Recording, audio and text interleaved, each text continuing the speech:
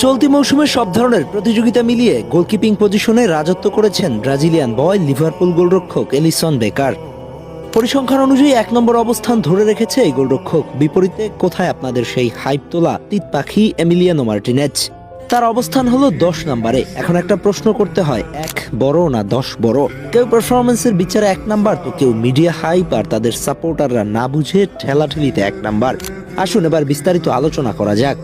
Ellison বেকারের পারফরমেন্সের দিকে এবার চোখ রাখা যাক। মৌসুমে তিনি খেলেছেন ১৬টি ম্যাচ, যেখানে হজম করেছেন ২০টি গোল আর ১৬ ম্যাচের মধ্যে ৫ ম্যাচে ক্লিন শিট রেখেছেন। তার মানে একেবারে গোল হজম করেননি ৫ ম্যাচে।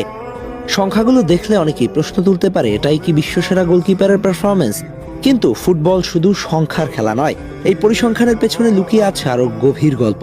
লিভারপুলের ডিফেন্স যখন চাপে পড়ে, যখন প্রতিপক্ষ একের পর এক শট নেয়, ঠিক তখনই দৃশ্যপটে আসে এলিসন বেকার।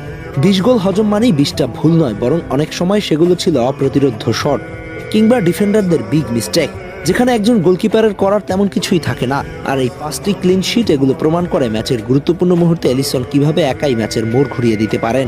ইমিলিয়ানো মার্টিনেজ বিশ্বকাপ জেতা নায়ক, পেনাল্টিতে ভয়ঙ্কর, বড় মঞ্চে মানসিকভাবে অদম্য। তবুও তাকে যখন তালিকায় ১০ নম্বরে রাখা হয়, তখন তার কারণটা পারফরমেন্স নয়, বরং ধারাবাহিকতা ও ক্লাব লেভেলের প্রভাব। মার্টিনেজ মূলত টুর্নামেন্ট স্পেশালিস্ট। বিশ্বকাপ বা কোপা আমেরিকার মতো টুর্নামেন্টে তিনি অবিশ্বাস্য, কিন্তু লিগ ফুটবলে প্রতি সপ্তাহে প্রতি ম্যাচে দলের ভাগ্য বদলে দেওয়ার প্রভাবটা সেখানে তুলনামূলক কম। অন্যদিকে এলিসন বেকার ঠিক উল্টো। তিনি কোনো এক ম্যাচের নায়ক নন, তিনি পুরো মৌসুমের রক্ষা কবচ।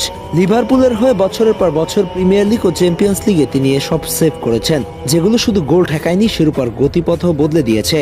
২০১৮ সালে সেই ব্যর্থতা থেকে শুরু করে ২০১৯-এর চ্যাম্পিয়ন্স লিগ, ২০২০-এর প্রিমিয়ার লিগ, সবকিছুর মাঝখানে নীরবে দাঁড়িয়ে থাকা এক দেয়ালের নাম এলিসন।